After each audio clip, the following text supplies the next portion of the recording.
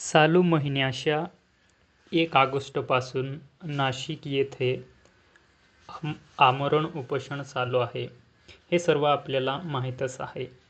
महाराष्ट्रातील आदिवासी बहुल भागात आंदोलन, उपोषण, रास्ता रोको या प्रकारे पेसा क्षेत्रातील निवड झालेल्या मुलांना लवकरात लवकर नियुक्ती देण्यात यावी म्हणून मागणी सर्वच आदिवासी बांधव करताना दिसून येत आहे.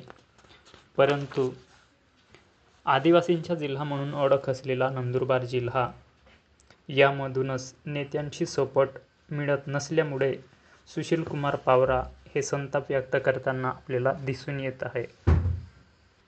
पेसा भरतीचा विषय राज्यभर गाजत असताना नंदुरबार मधील आमचे आदिवासी नेते मात्र, आमदार, खासदार मात्र झोपलेले आहेत.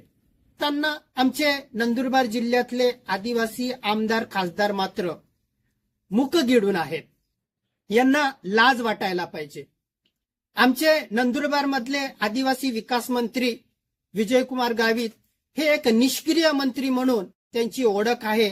खरं तर आदिवासी विकास विभागाशी संबंधित हा मुद्दा त्यांनी बऱ्याच दिवसांपासून सुरू आहे, तो त्यांनी तात्काळ सोडवायला पाहिजे होता, परंतु तसं काही दिसत नाही.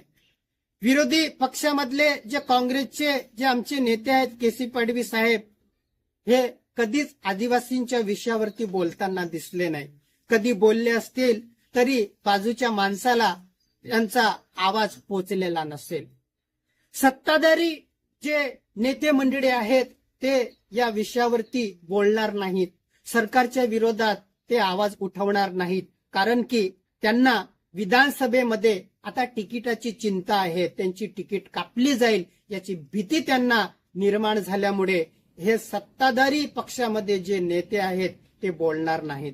परंतु विरोधी पक्षामध्ये जे आमदार आहेत, खासदार आहेत, त्यांची काय तोंड बांधलेली आहेत का?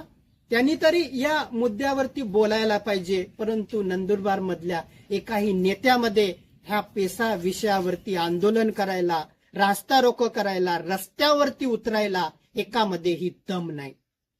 या नेत्यांना लाज वाटायला पाहिजे. एकेकाळी आमच्या नंदुरबार जिल्ह्यामध्ये आदिवासींचा ठाण्या वाघ म्हणून ओळखले जाणारे आमशादादा पाडवी हे सुद्धा सरकारच्या शिंदे गटामध्ये गेल्यानंतर त्यांचाही आवाज आता दबला गेला आहे.